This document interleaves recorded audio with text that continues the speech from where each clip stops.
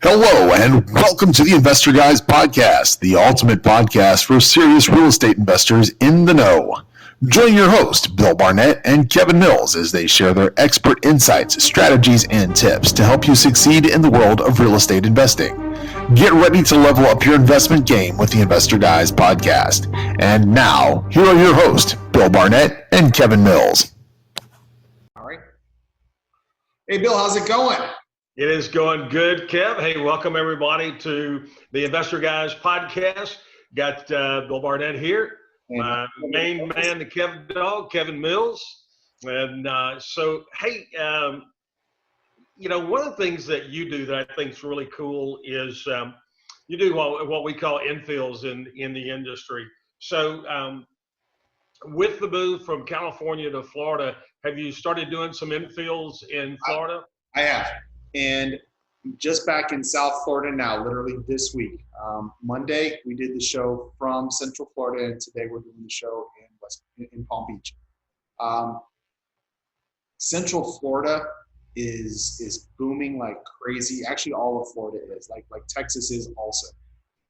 In Orlando, there were tons of infill spots, and everything from just literally spot in an established neighborhood to spots along lakes. And even we had a conversation, even going up and down the coast, there are big giant spots of beach that would work for commercial or residential or anything else that are just sitting vacant or sitting with for sale signs on them. Infill is when we purchase those properties and we build something on them. And different strategies, and you know this, but different strategies for different spots. So when we buy an infill lot in a neighborhood, we typically will build a house similar to what's already in the neighborhood, just a newer version of it. I actually like doing a new house that almost looks like the old houses in the neighborhood. And lots of times neighborhoods will kind of have a theme to them. We see that a lot in Texas. We see like a lot of ranch style, but they'll have a theme. A lot of them will be, brick with siding on the top, or they'll be all brick, or they'll be stone, or they'll be whatever in Texas. And here we've got a lot of stucco and Spanish style. But I like buying an infill lot and then building a new house that has kind of the same flavor as the old houses, but it's updated. It's got a family room where some of the old houses may not have a family room. It's got a nicer kitchen. It's got better bathrooms, things like that. That's the type of thing we like to do in neighborhoods, residential neighborhoods. I'm buying a lot of lots in Central Florida, and I will also be doing the same thing in the West Palm Beach and South Florida area, along lakes, and even along the intercoastal, along the Manatee River and the Loxahatchee River and all the other intercoastal rivers that they have here. There's literally lots on. What's weird is there's a lot that's vacant and it'll have a boat dock on it. It's like there's not a house there, but there's a boat dock. I will build custom homes on those because they will have more value. Because people who are buying on the intercoastal are paying $1 million and up. People who are buying on the beach are paying upwards of $1 million, depending upon the type of house you put on it. But one of the things that I talked to you about a month or so ago, actually it's probably about 2 months at this point, I am partnering up with developers. One of the things I like to do is real estate development. I've done a couple of projects myself. We did the whole housing development. I'm teaming up with some developers on commercial projects. So we're looking at empty spots in commercial areas, on main streets, and even on the beach. And some of them are even have property that has already been developed, but it's run down, needs to be bulldozed, and something else put onto it. And I'm partnering up with other developers, and I am boots on the ground. I am the brains of the project, and they're the money. And we're talking big money. I mean, we're talking percentages that are significant on multi-million-dollar investments. So it's not something that you have to be a seasoned investor to do. If you have a good location, if you have eyes on a good spot, and you're able to lock it up, and you can find somebody who wants to partner with you, that is a way to make huge dollars. Yeah. You're chuckling, Bill. Tell me what you're chuckling about. Oh, you just that partnership thing, man. That you can take that so far when you get a developer that and most developers are this way. They're like, hey, if you've got access to the land, I'm your guy. And so when you've got a developer that's going, hey, I'm looking for more places to build. That's what I do. I'm looking for more places to build. Kev, you got property. Let's get together. That's a home run. And it's not that hard to find people who are doing that. What you can do is check around. People who are doing projects in other areas will want to do projects where you are too, if they are near to you. So if I see a developer in Orlando doing a particular project, I'll write down their number and I'll keep it in mind if it's the type of project that I have coming up. And then when I've locked down a piece of property, I will call that developer. I will buy them lunch, or I'll buy them, drinks or whatever, and we'll go by and we'll take a look at the property, and I'll tell them my vision, and then I'll shut up and listen to what their idea is. And then usually it's kind of a mix of the both, because they want to appeal to you also. A lot of times they'll have a better idea. A lot of times they'll love your idea better than what they may have been thinking. And something that I kind of glossed off or forgot to mention, on the residential infills, I have a whole book full of plans that are already set with the engineer, already done with an architect, everything else. And Nice. all I have to do is find a plan that fits that particular neighborhood. So if it's mostly 4 bedrooms, 3.5 baths, I find a 4-bedroom, 3.5 bath. We change what's called the elevation, which is the outside of the property, to match. I can build a house on any lot that has a stucco exterior and Spanish tile on the top. That exact same floor plan can have stone and brick for Texas. It can have siding for Ohio.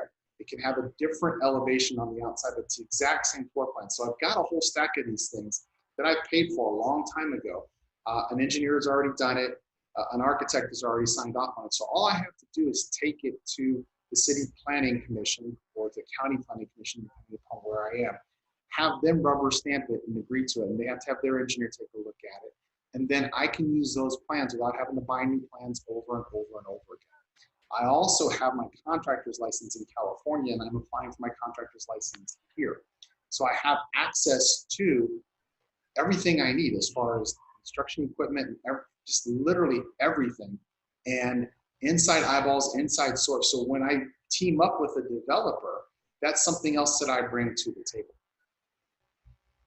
Bill, you're being quiet. So how do you find when you're looking at a new developer to bring into your pool of talent, make them a team member with you? How's it your most successful method for finding those? For finding them or for setting up the partnership? I'd say finding them first, and then we'll get into what I do is I pay attention. Set up. You are probably the same as me. When you're driving through town or any town, you notice a project going up. And a lot of times you go, oh, hey, that looks like it's going to be pretty cool. Or, hey, that looks pretty involved. Or, hey, that looks like it's going to be. I always make it a point to write down the developer's name, write down the developer's number. If the developer's number isn't there, it's easy enough to find to do a Google search. Okay. And what I will do is based upon what I have, the type of vision I have for that particular property. And it won't be the first developer always that you talk to. Sometimes it will. Sometimes you'll talk to 3 or 4 or 5 different developers. And it could be different reasons why they won't want to do the project with you. It could just be that they're overextended and they can't. It could be that they're not interested in that particular area, even though you thought they were. Just because somebody isn't interested, if you know it's a good idea, keep on going. But I find them, like I said, literally by paying attention to projects that are around. I also have developers that I've worked with in the past. I also put out feelers all the time on different real estate pages and different real estate groups that I belong to. And I have a history of development myself. And when I was in California and I was an agent and a broker, we did a lot of new construction. And we worked with a lot of companies that were developers doing the new construction. I would have my agents go in and they would rep that entire development for sale. Because in California, like many other states, they have to have a license in order to sell property from that particular development. Yeah, whether it's free property or not, or as we would refer to it, free, but whether it's property that is $50,000 or $50 million, still got to be covered that way. We got to have license to be able to write it up. And it's a good thing, opportunities that could happen for anybody that's listening to us from a standpoint of, and when they are looking at how do I expand my business and what's an area of the business I can get into that doesn't cost me a lot of money, because what I'm buying is significantly less valued if it's undeveloped, if it doesn't have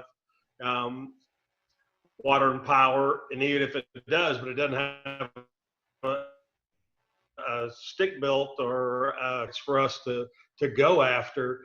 And they're a hoot. We'll tell you what we're going to talk about. We're going to continue this, but some of the questions that we might want to ask prospective developers, we come back right after this break. Hang around for more Investor Guys podcast. We'll see you in just a second. In a minute. Thank you for watching the Investor Guys podcast. The Investor Guys podcast will be back shortly. Absolution X, limited editions, lifestyle apparel like none other. Get yours today at absolutionx.com. Live the resort lifestyle every day with Cayman K. The perfect pieces for every wardrobe.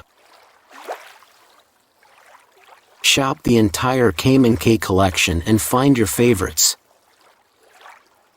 Find all our styles at caymank.com. reallykevin.com. Weekly recorded coaching sessions. Learn, grow, find resources, opportunities and more. You'll find it all at reallykevin.com.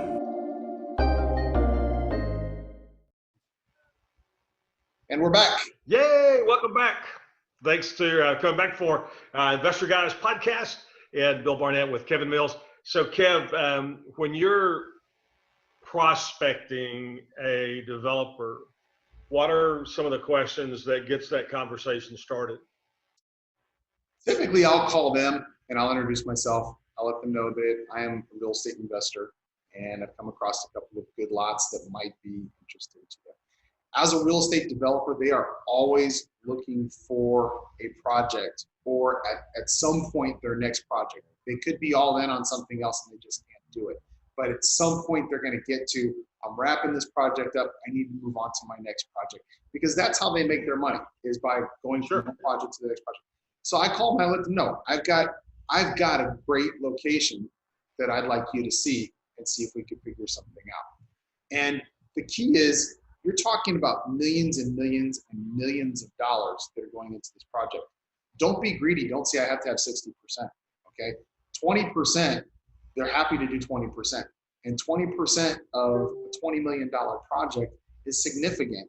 And when all you're doing is checking in on it and everything else, it's huge.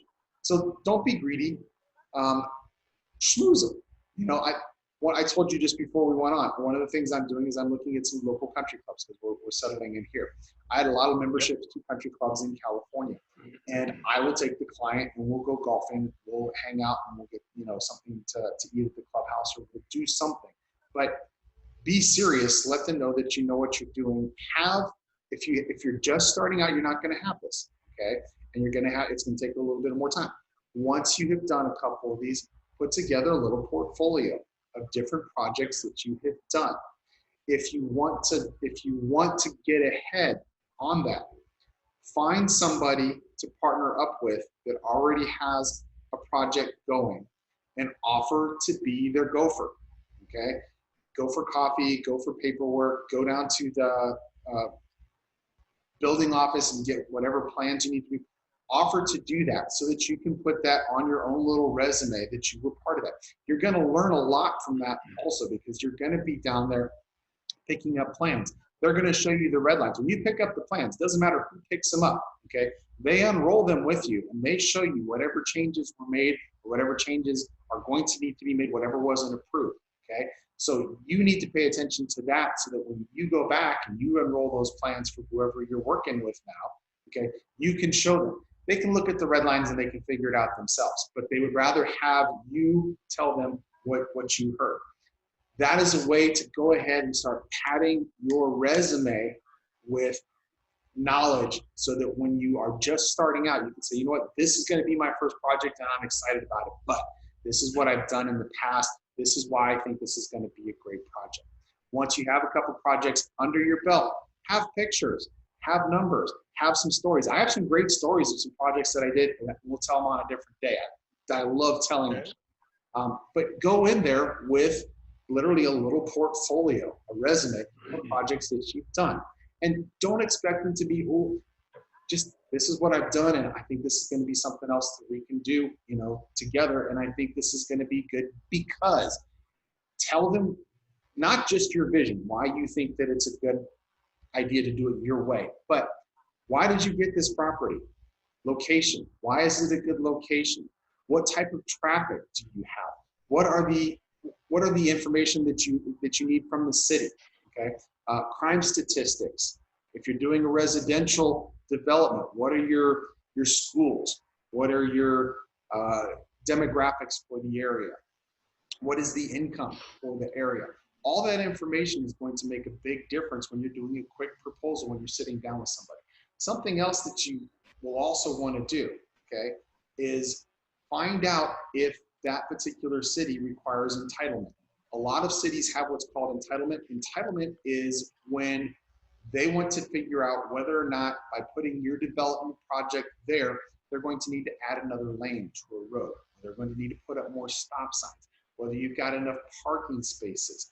If you're doing a residential development, whether the local schools are going to be able to handle that many extra kids, whether fire services and police services will be extra, an extra load from all those things. So you want to look at entitlement. Do not do an entitlement study until you actually have everything ready to go as far as somebody on board. You're not going to be able to build until you have that entitlement. The city requires an entitlement. Yeah. But find out everything that you need to know so that you're having a package to present to that developer that is complete and comprehensive. And basically he sees that all he has to do is form an LLC or corporation with you, and you're already on the way. You've already laid the tracks. Yeah, one of the guys that I used to speak with all the time, he's from Jackson, Mississippi, and was showing me about a 9-acre tract of land that he purchased on I-55. So if you're going like you and I would be running east and west on 20 and go through Shreveport, like if I'm going to Florida and I end up going through Jackson and hit 55. Well, he said, let me tell you, the next time you're going through, look at this particular exit. I go, okay, fine, I'll remember that. And he bought this tract of land, and how he found it was he went down to the courthouse. He said, I go about 2-3 times a year, that's it. And I go into the city planner's office, and he said, I just look up on the walls because behind the counter, they have these giant maps. And I'm looking for, is there anything on the map that's different? Is there anything in red? And typically red means something that's not completed yet. And he said he looked up and he saw this heavy red dotted line. And he said, what's that? They said, that's a new exit that we're proposing. And he goes, well, I think I know that area. And the clerk said, yeah, this is where it is. And he's like, okay, thank you. Got out, drove out there, and said, this is where it's going to be. And it was probably 2 years away, but he got the property. And what he did was he did not purchase the property. He put an option on the property. And he got a 2-year option on it for $7,500 at the asking price. It was not for sale. He found out that a family that lived out of town, they lived in Chicago. This is in Jackson.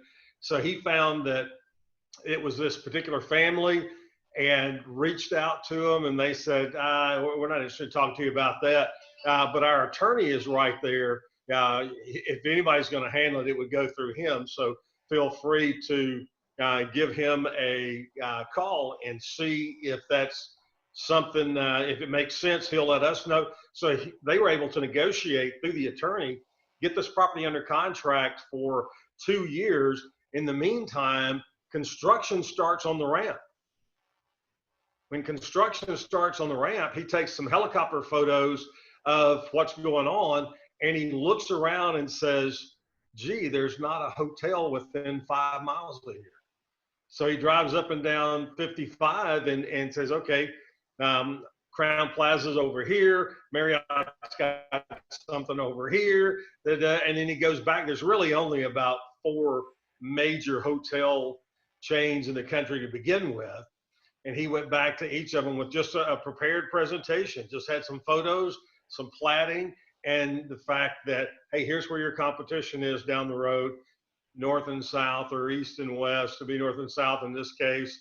And he sold 3.5 acres of it to a American Home Suites, which is an extended stay hotel, but it's an extended stay hotel that tracks wherever Marriott Courtyards are, because they're going after the same client.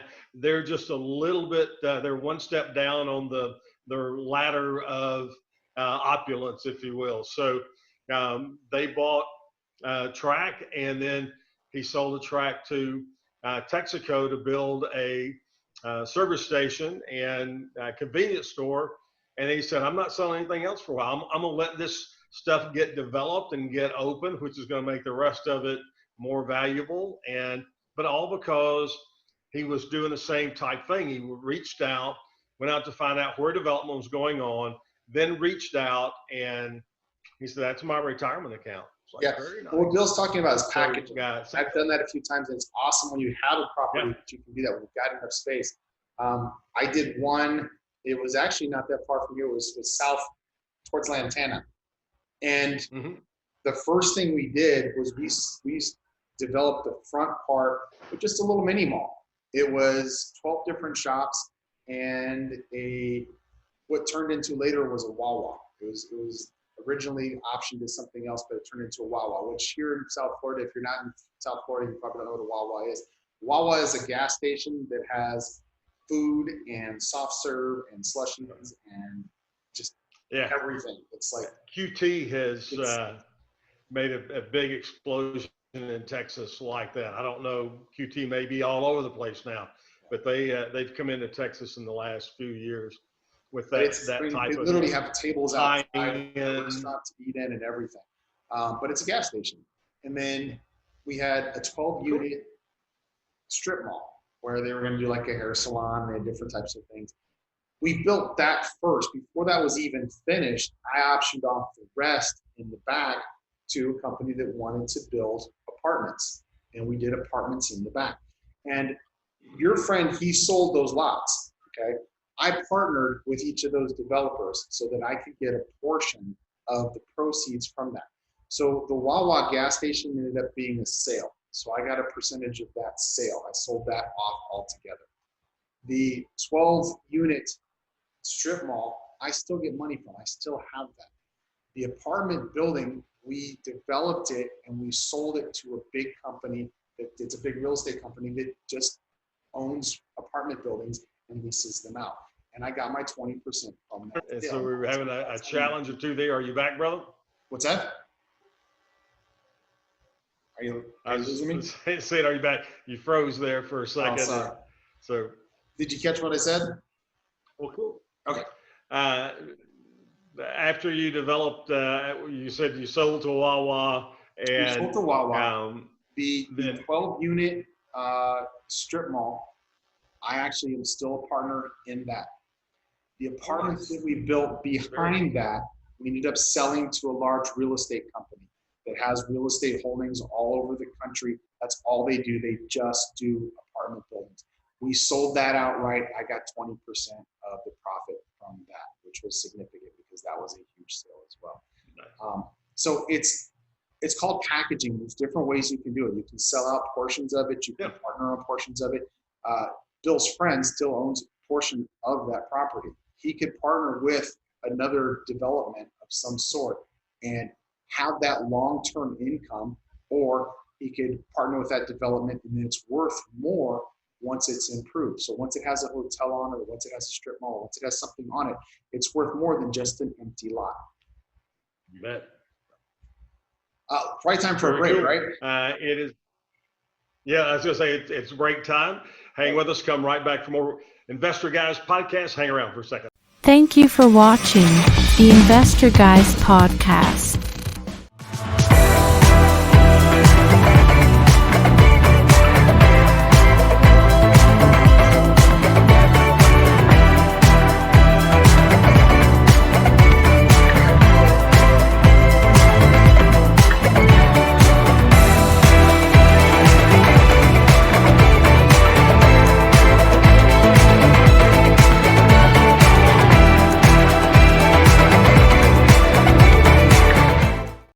Get ready for power, for success, for solutions and answers.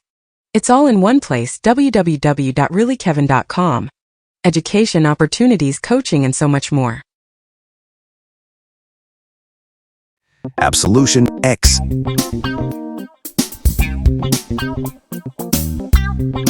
Limited editions.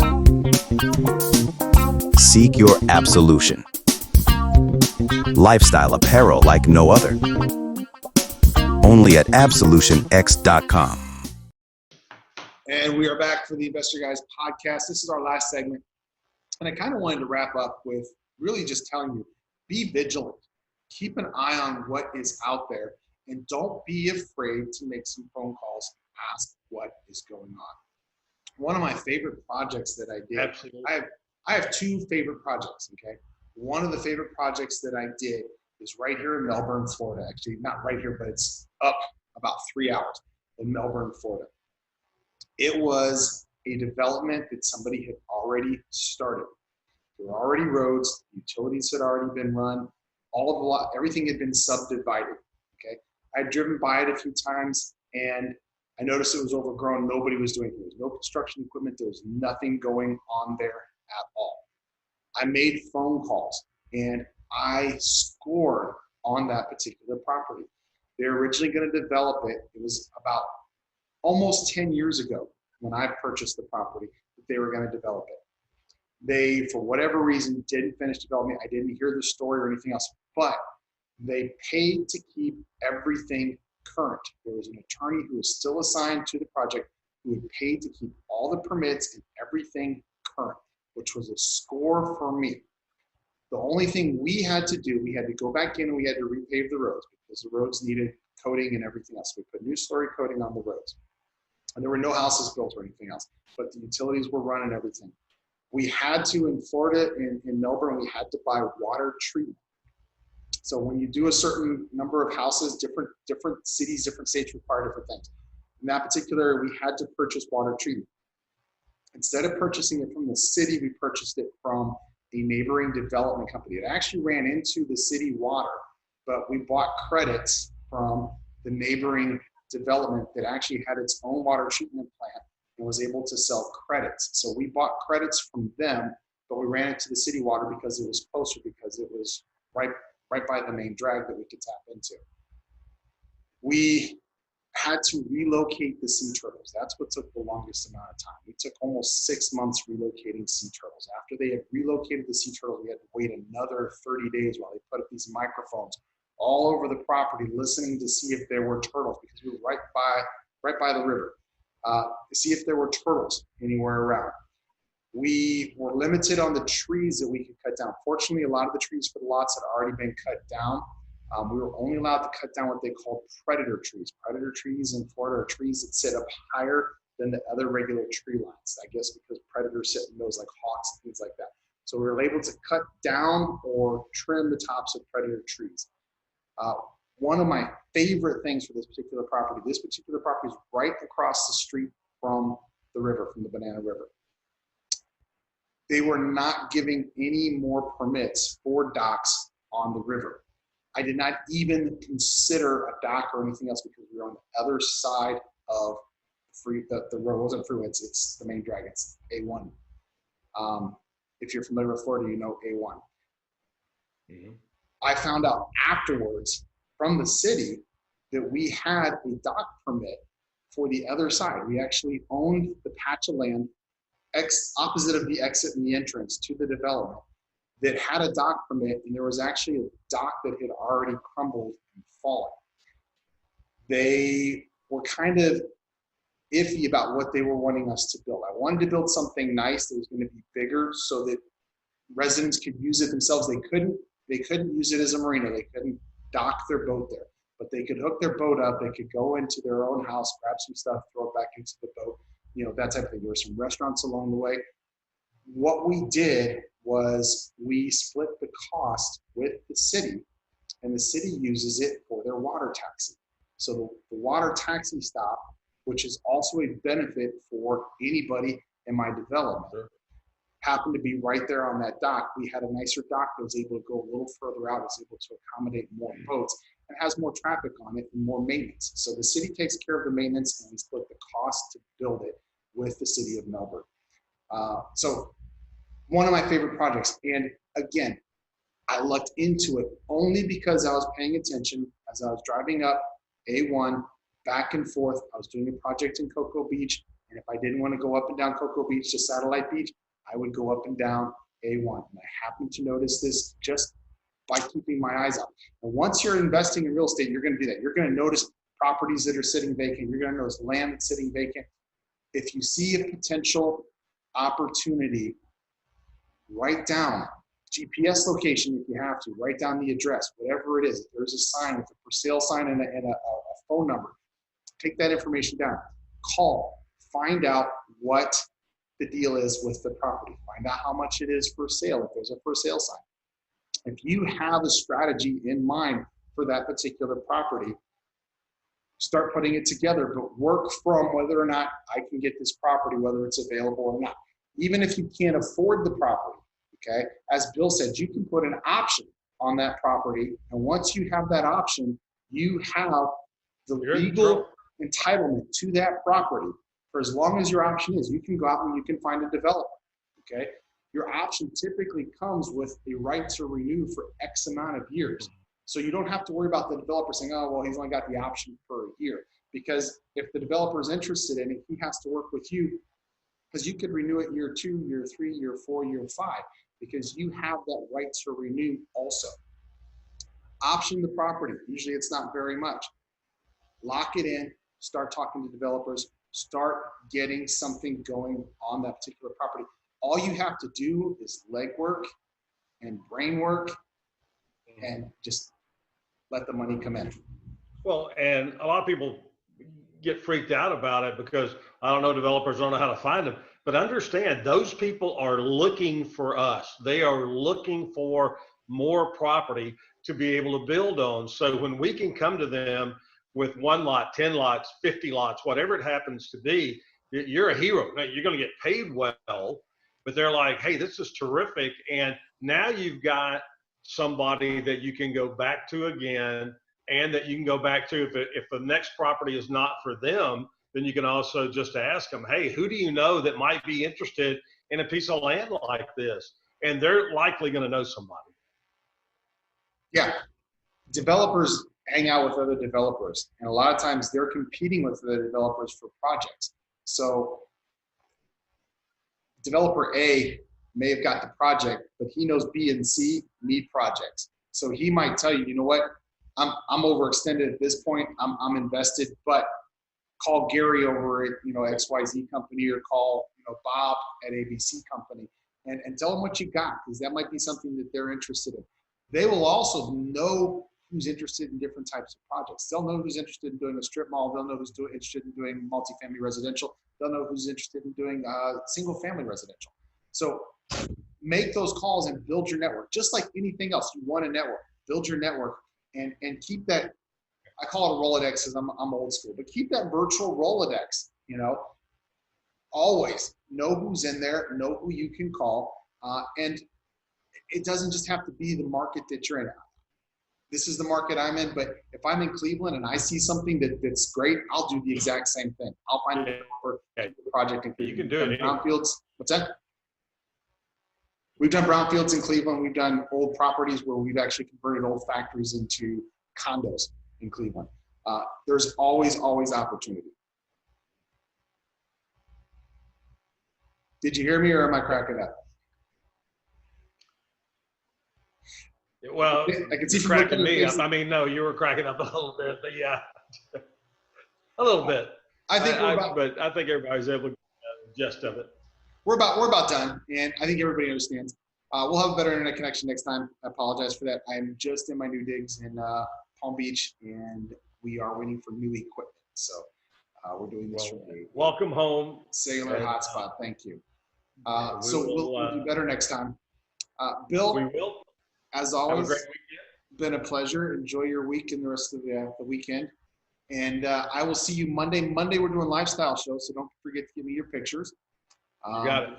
Bill's lifestyle, his rich and famous lifestyle on Monday, and we'll do my lifestyle on Wednesday. And just I think you're first. Reasons why we enjoy, and I mean, you know why we like investing in real estate, but perks of investing in real estate that make our life happier, and why we continue to do it, because it keeps those wheels of happiness greased. So we'll cover that on Monday and Wednesday of next week, and we'll see you then. The rest of you, happy investing. Take care. Very cool. Thanks, everybody. See you next time. Thank you for tuning in to the Investor Guys podcast. We hope you enjoyed today's episode. Don't forget to subscribe and stay updated on the latest trends and insights in the world of real estate investing. Also, don't forget to check us out and see all of our episodes at theinvestorguyspodcast.com. Email us, contact@investorguyspodcast.com. Remember, the key to financial success lies in staying informed and taking action. Stay tuned for our next episode, and until then, happy investing.